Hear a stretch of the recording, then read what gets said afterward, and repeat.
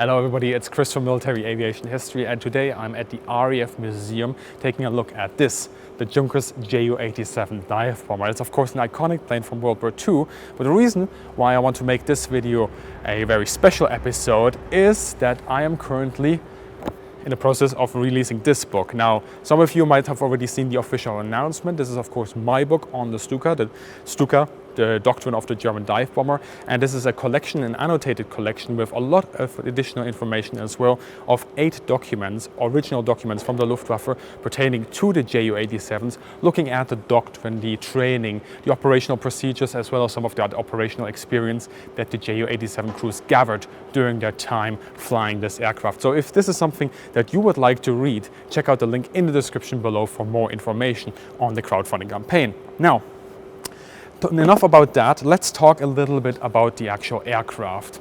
The Ju-87 that you see here is in fact a G2. That's a very late war variant, and that is of course the one that the Germans used in an anti-tank role.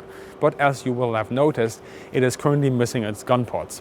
The reason for this is that after the aircraft was captured at the end of the war, it toured the country for a couple of years, and then it was used in the famous movie at the Battle of Britain. Of course, in 1940, when that movie is taking place, the Germans weren't using the G2 just yet. They were also not using the D variant that the G2 was based on. They were using the B type.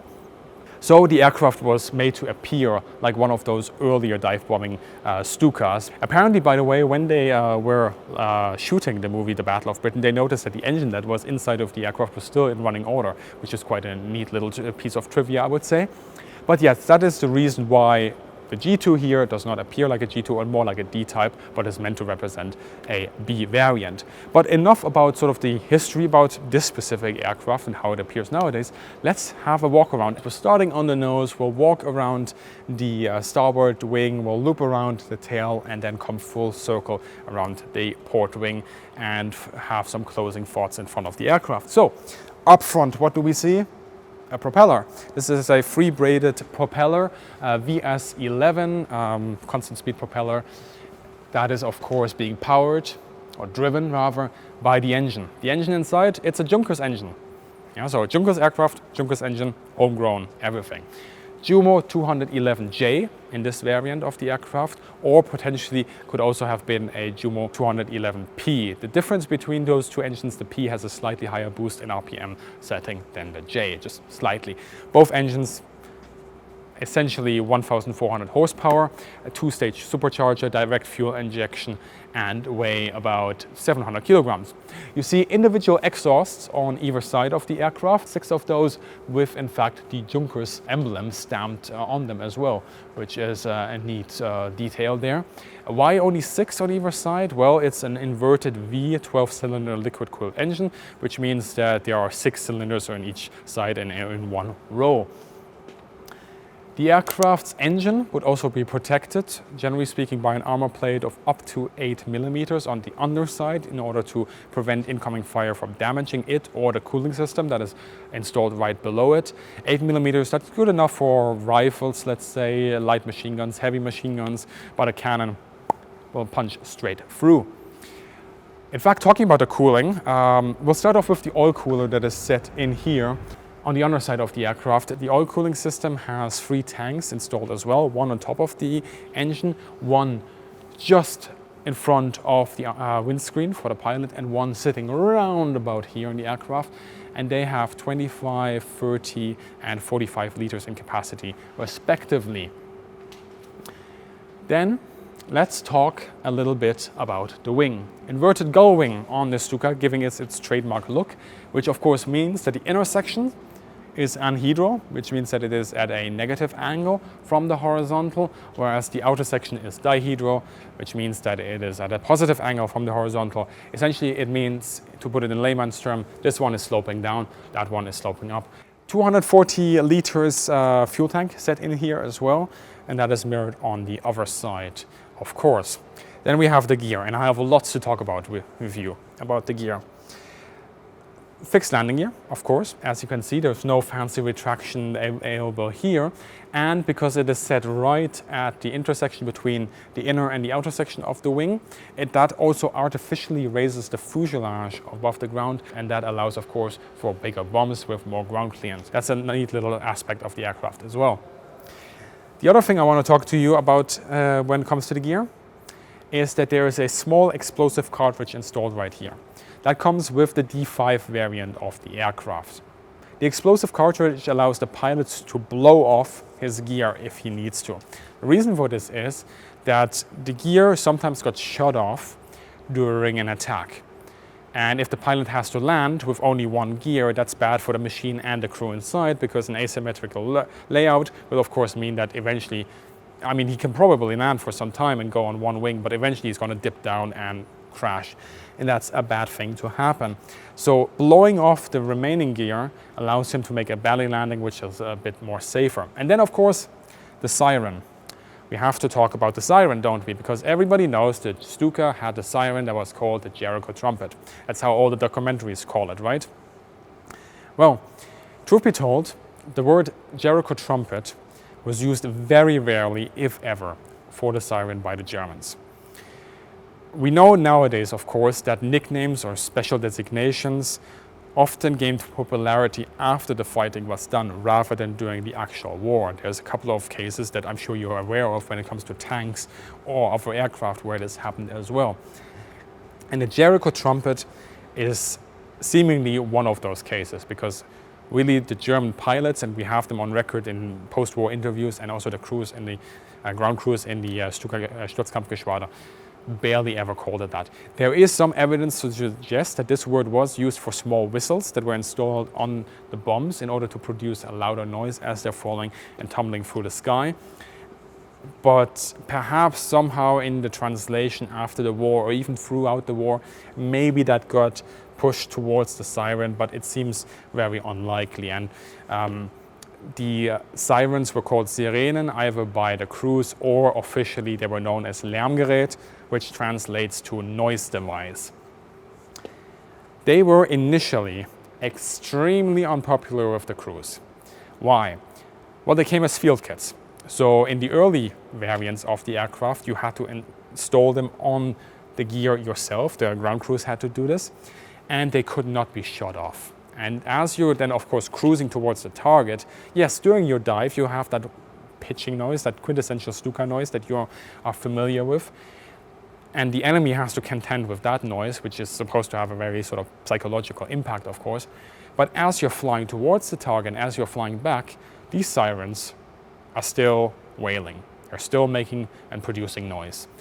A different pitch, not as loud. You sort of have more of a as you're going along. And then, of course, as you're going into a dive, that changes that pitch and goes more like or something like that. But it's exceptionally nerve-wracking for the men inside. The other reason why they prove to be unpopular is that as you're pulling out of your dive, sometimes these field kits would just shear off, either damaging the gear fairing, the wing, or the tail section of the aircraft as this whole piece disintegrates. And that, of course, again, a reason why they're unpopular. You don't want to have a device on your aircraft that will damage the aircraft in itself. And beyond that, they also decrease the speed and the range slightly, which is a bad thing to happen. Eventually, the industry didn't just deliver field kits, but also installed the sirens prefabricated into the gear. And at this point, it became officially known as the Lärmgerät. It got that official title. And the improvement that was made is that now the crew could at least shut it off. They could flick a switch and at least turn it off, which was somewhat of an improvement. All right, let's continue along the wing then, shall we? We find these mounting points here, which are of course for the Bordkanone 37 or 3,7. This is a 37mm anti-tank gun that this aircraft in the G variant was supposed to use. We're talking more about the armament of the aircraft later on the other wing, on the port wing. However, I'd like to point out that over here would generally be the forward-facing armament of the aircraft. That's an MG17 initially in the BR up to the D3 variant. And the MG17 was simply a 7.92 by 57mm machine gun. And honestly, it didn't really provide that much firepower to the aircraft. In case there are no anti-aircraft defenses, in case there are no enemy fighters, you could of course use it for strafing, but it really is an afterthought. You could also of course use it for your personal protection if you're in a dogfight with aircraft, but they really don't produce that much damage as a weapon in itself. It is noteworthy that in some of the manuals that come with the Stuka and also some of the operational experience, you do hear of pilots as they're diving, shooting their guns in order to suppress what is on the ground. But that's really the only use that you could see out of these guns for some time. Although there is of course evidence also from the Polish campaign, or when the Germans went into the Low Countries or into France, where these guns were used on military columns that were rushing to the front lines or that were retreating, or in fact also on civilian convoys as well that were trying to flee from the combat zone. So that did happen, absolutely. The MG 151-20 was also installed in here, starting with the D-type. Once again, one gun per wing. That's a 20mm cannon, and that provided a little bit more firepower to the Stukas for ground strafing. Now, soft targets like trucks or anti-tank positions, artillery positions could be more adequately suppressed with that weapon. As we're moving along the underside of the wing here, we'll notice that the dive brakes are missing on this aircraft. Of course, as an anti-tank variant, it didn't require those dive brakes. In fact, if you're looking into the manuals of the G variant, you'll see that it is limited to sort of a 50 to 60 degree dive instead of the 70 to 90 that was more common with the actual dive bombers. And of course, it also couldn't dive that much long of a distance because you needed something to brake the aircraft as it goes into that dive. And yes, the cannons will provide some resistance, some additional drag, but not in the way that dedicated air brakes will do it. We have another fuel tank in here, 150 liters, so once again mirrored on the other side. So in total in the aircraft we have 2 times 240 liters, 2 times 150 liters already on board, installed with the aircraft factory fresh. And then we had another mounting point here that could hold a 300-liter external tank on either side of the wing as well, which would either be used, for example, in the Mediterranean on anti-shipping missions where you had to fly a long distance, or in order to ferry the aircraft from one place to the other. Moving then to the wingtip, this area around about here would be used in order to store the oxygen bottles that were used by the pilot and the observer/gunner. Each crew member has 6 liters, and this capacity came in 3 bottles of 2 liters each, and these bottles themselves came into these contraptions that were essentially 3 spherical bottles fused into one, Kugelflaschen as the Germans called it. In fact, I have some footage here from FW190 where you can see just how that looked like. And then we talk about the wingtip. Why do we talk about the wingtip? Well, it's interesting because you can actually identify a G2 or a D5 aircraft by the length of its wing compared to a G1 or say a D3. Why? Because the wing was lengthened. You can see that it becomes a lot more thinner at the wingtip over to where it used to end, right about here, because an additional 60 centimeters, that's roughly 2 feet, were added there. Initially, the modification was done with the D5, on which the G2 is of course based. And the reason for this was that it should have better dive performance and pull-out performance on your dive. Talking about dives, we have of course the aileron here. We see these teardrop shapes devices, those are the mass balancers. Then moving along the trailing edge, we find the flaps, 2 flaps, the outer section here, the inner section there, mirroring essentially the wing itself, the inner section and the outer section. And these are slotted flaps, which means that they have a slot or a gap between the wing and the actual flap. And what this does is the high pressure air that's on the underside of the wing passes through this slot and then energizing the boundary layer on top, preventing airflow separation, providing better stalling characteristics and better control at low speeds to the aircraft. Then we have a look at the canopy. Now notice how the canopy coming from the front, where the pilot sits, has this slight sloping downward curve. And this is once again how you can identify a D variant from a B variant, because the B variant had a more squared off canopy where the top half of it would run in parallel with the actual fuselage rather than having this nice sloping curve. On top, of course, we also see an aerial mast with the actual antenna running towards the tail. The pilot, I don't think I have to explain his role in the aircraft. He flies the aircraft, plus he, of course, is also the one that drops the bombs. Whereas in the back we have the observer/gunner. He, of course, provides defensive firepower with his MG-81Z. The MG-81Z was introduced with the D variant of the aircraft. Initially, the Stuka had a single flexible MG-15. That's once again same caliber as the MG-17 that is installed as a fixed weaponry up front, 7.92 by 57 millimeters. The MG-81Z is a twin mount, so two guns fused together, same caliber, but with a blistering firepower of over 1,400 rounds per minute, which is pretty good. It's also belt-fed, unlike the drum-fed magazines in the earlier Stukas, which was a big improvement. So of course, he will defend the aircraft if it is attacked by enemy fighters, but he does way more than that. He also assists the pilot with navigation. He handles the ground communication with the radio. He handles, on top of that, also some of the mechanical aspects of the aircraft. So he's a trained mechanic as well, keeping everything that's inside of the aircraft running, either once he's in the sky or, of course, on the ground. And beyond that, especially in the anti-tank role of this aircraft, his role became even more critical because he's an extra set of eyes. And as you're flying low over the countryside, he can spot tanks that maybe the pilots didn't, and then he can say, hey, we just overflew a couple of targets, bring the aircraft around, we'll get them on the next pass. And he provides that extra set of eyes that are just crucial. Also when it comes to the kill confirmation on the tanks that were attacked. All right, that's enough on the cockpit section, although I will point out, of course, that the crew is protected by some armored plating. We have an 8mm plate over here, and the most crucial part of the aircraft being exposed, of course, from fire from the behind, where usually the fighters would linger, as well as some armored plating on the bottom protecting the crew from ground fire, and on the side sometimes you would find armored panels from 4 to 6mm in thickness.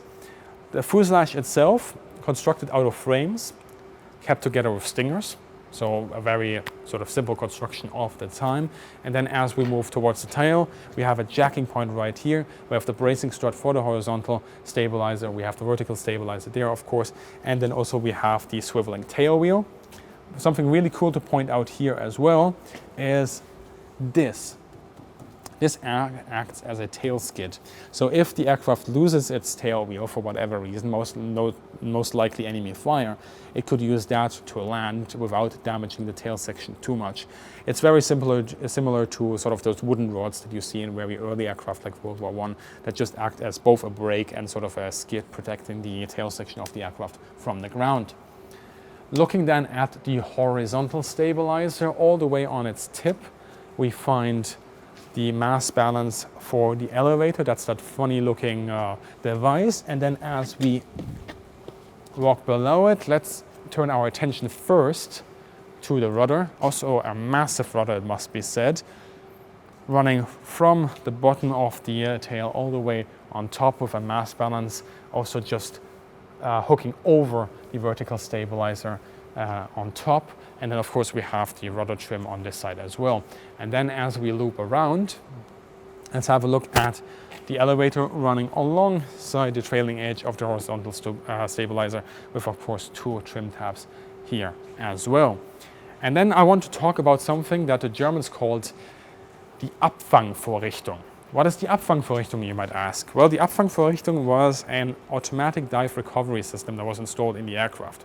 The way this works is the pilot can preset an altitude in the cockpit, at which point the automatic dive recovery system, as you're going into dive, will kick in and pull out the aircraft. And this is of course quite helpful because A, it provides additional control to the pilot, B, it provides a recovery system in case perhaps the pilot is injured during the dive and cannot fully manually control the aircraft anymore. But beyond that, if he misses the drop altitude, the aircraft is pulled out, because as you can imagine, if you're going down at say 550 kilometers per hour and you have preset your altitude at 1,000 meters and you miss that altitude and the dive recovery system doesn't kick in, you only have seconds in order to pull out, because at that speed you essentially require a recovery distance of roughly 600 to 700 meters. So if the pilot forgets to to pull out or just gets too target focused, in order to avoid a very sort of violent machine-human ground interface, this dive recovery system prevents that. It is also the origin of many discussions at a very high level in the Luftwaffe, just under Hermann Göring. We were talking about the Reichsluftfahrzeugmeisterbesprechungen in the Air Force, where they're being essentially told that a lot of Geschwader, Gruppen, Staffeln, the first thing they do when they get new aircraft, new Stukas, is they go to the tail and into the cockpit and they just rip that system out because they don't want it. And that shows you that sometimes different units see a system that is installed in the aircraft in a very different light, because some units really like it, they only have positive experiences with it and say it works absolutely flawlessly, whereas other units say, well, we're either suspicious of it or perhaps there has been an incident that eroded trust in this device amongst the squadron pilots, and as such they don't want to use it, which is quite interesting. And there's high-level discussions are taking place a couple of times in 1942 in fact, and eventually the conclusion is made the device works and the Stuka Geschwaders really shouldn't dismount them from the aircraft, but some of them still do. Of course, with the G variant that we have right here, it is no longer installed because you're no longer doing any dive bombing attacks. Then moving over to the midsection of the fuselage, what do we have here? The international sign, of course, for a first aid kit. And then we have a footstep over here. You use this in order to get onto the wing. We have the walk area over here, and we also have these handholds that you can use to walk up and then of course jump into the cockpit. Now let's move alongside the wing and talk a little bit more about the weapons in the Stuka. As you will no doubt know, in the initial configurations of the aircraft, the Stuka operates as a dive bomber with bombs in the central position, as well as sometimes bombs on the outside. Are usually smaller bombs, 50 kilogram bombs, 2 of those on each wing, and later on can also be upgraded to 250 kilogram bombs. However, it should be noted that in the planning of a mission, depending on operational requirements, so the target that you're attacking, or the distance you have to travel, or the speed you might want to travel at, really what the Luftwaffe focuses on is always the central bomb. And these outboard ones are only installed if it's necessary or if the operational requirements allow it. Moving over then to, well, first of all, we have the landing light here, but then let's talk about this cannon here, shall we? This anti-tank cannon that was installed with the G variant. Now, initially this was a little bit of a retrofit, and the D variant, say the D5, flew as a D5, still with these cannons initially as well. It's only later on that a more dedicated designation was used in order to differentiate between a dive bombing Stuka, so that's a D, and an anti-tank Stuka, so that's a G. This cannon, the Bordkanone 3,7, 37mm in caliber, firing a Wolframgeschoss, which is a tungsten core AP round, able to adequately penetrate most Soviet tanks. It was basically only used on the Eastern Front, mainly against, for example, T-34s. Although I have to admit that in order to knock out a T-34, depending on sort of the data we have, it seems to me that that was relatively unlikely unless you, of course, ignite the fuel tanks or you're able to perhaps destroy or damage some of the ammunition that then goes off. What is more likely is that you're going to damage the enemy tank if you hit it, perhaps damage the engine, or you injure some of the crew, or you kill some of the crew inside, and that then provides a mission kill rather than an actual kill of the tank. These cannons, however, they were based on the Flak 18, the Flak 18 of course being a same calibered AA gun, and these planes were largely successful, you could say, in a anti-tank role if they were used correctly. So one of the things they did not do with these aircraft is fly them directly on the front lines. Why? Well, directly on the front lines you have AA defenses and you have enemy fighters. What they would use these planes against were tanks that had broken through the German lines and were, because of the speed of the advance, most likely lacking dedicated anti-aircraft support. And that way you could just come in with your Stukas as the army, of course, is rushing in reinforcements, either infantry or anti-tank guns or tank units, in order to contain that breakthrough. And these Stukas would provide a fighter-fighting solution, you might say. Nowadays we like to use that word, of course, a firefighter solution against these tanks, trying to slow them down in their advance. That really was the role of these aircraft. It was mainly to contain a breakthrough. Having said that, we already talked about the fixed weaponry that would usually be installed. One last thing we have to talk about is this whole area here. So we have a bomb, or the replica of a bomb, and we have a radiator right here. What shall we talk about first? We're going to talk about the radiator first. Why? Well, it's way more interesting than the bomb, actually, and I will try to convince you of that. With the redesign of the Stuka, coming from the B to the D type, we see a small but not insignificant change to the cooling system. So initially, the liquid cooling would mainly be housed under the engine, just in the way that you saw earlier with the oil cooling now. On top of the engine would be the oil cooler. But with the redesign of the whole cowling, the oil cooler moved to the bottom of the engine, and the main liquid cooling was now provided by the wing-mounted radiators on either side. So we have the port one here, and the starboard one is, of course, mirrored on the other wing. And these radiators, this change in placement is interesting, because one of the things that the Stuka squadrons experience on the Eastern Front is, as they're taking off in muddy conditions, which on the Eastern Front is essentially any time except in summer, their propeller, of course, knocks up mud, the gear knocks up mud, and then the airflow, the prop wash, takes up that mud, and where do you think it goes? Right in here. And it is not uncommon, and again, very high-level discussions are being held on this in the Luftwaffe, where units are saying, hey, every time we fly out for a mission, there's going to be one or two of our Stukas that have to return because the pilot sees inside the cockpit on his dial that the engine is overheating and he has to abort the mission. That is because mud is clogging the radiator. At the same time as that, you see this control flap right here. This is what the pilot would use to manually open and close the radiator. And this would be closed during a dive. Why? Because you don't want to overcool your engine as you're, of course, going into a dive from, let's say, 5,000 to 1,000 meters, right? That's not a good idea. So you close this. The problem is, as you're doing that and as you're pulling out of the dive, there are a lot of forces acting on this radiator flap, and sometimes it jams shut. So you might have had a successful attack, but on your way home you realize, oh dear, my engine's overheating, and you either have to hand at a forward airfield, or you just hope that it lasts all the way back to your base. So small changes to the radiator. We have the outgoing flap here as well, of course, with a big significant impact. Let's talk about the gun then. Sorry, not the gun. Let's talk about the bomb then. The Stuka started out with 250 kilogram bombs in their central bomb position. Of course, the arm that you see here would actually swing out in order to propel the bomb away from the fuselage of the aircraft and deliver it outside of the prop arc as well. But later on, this became also the place where you would place your 500 kilogram bombs or even your 1,000 kilogram bombs.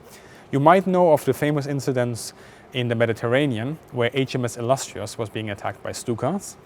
And the Stuka scored some good hits, some really good hits, in fact. And you'd imagine that with any other sort of carrier, that ship would have probably gone down. However, HMS Illustrious, of course, had an armored deck. And the vast majority of the bombs that Germany threw against the carrier failed to penetrate that deck upon a hit. And that saved the aircraft carrier in the end. The Germans recognized this and realized, okay, so we now need a bomb that actually is able to penetrate an armored deck of a ship, whether it's a battleship or, say, a carrier.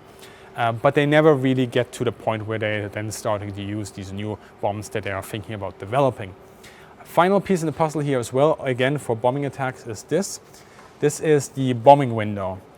So the pilot, between his legs, has this window where he looks through as he passes over the target. Because as you can imagine, of course, if he's flying towards the target, he can see it from a long way off, especially if he's sort of flying at it towards it at an angle.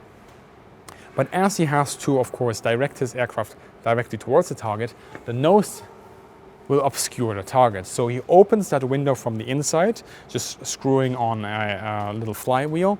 And then he waits until he sees, okay, the target is now right below me. I see the schematics, let's say, of a fortification area.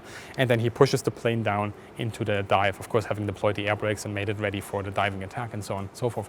So that's a neat little feature that you will find in the Stuka, but you will also find it in other dive bombers. In fact, talking about the word Stuka here, I didn't plan on talking about this, but I think it seems pertinent. The word Stuka in German, as you know, means Sturzkampfbomber.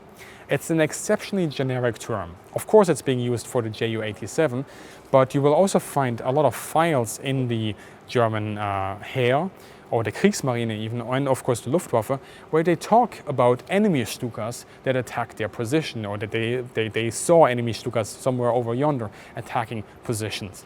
And the word Stuka is just used generically across the board for something like a dive bomber. So don't think that that word just applies in the German language to this bird right here.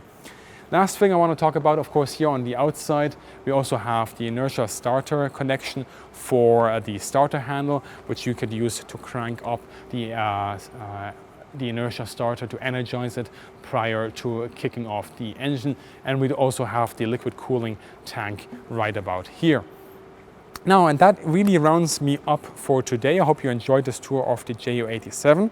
And yeah, I wish all of you a great day. And I'm supposed to now show you my book again, but I seem to have misplaced it. But if you're, of course, interested in my book, it's a fantastic collection of documents coming from different archives, giving you an absolutely great look at the Stuka as you have never seen it before. Check out the link in the description below for that. And as always, have a great day and see you in the sky. One take! I want to thank the RAF Museum for the fantastic support they've given me in filming this episode. The museum has reopened and is free of charge. So if it is safe for you to visit, do check out the museum's website, linked in the description below, for updated guidelines on entry and to pre-book your tickets.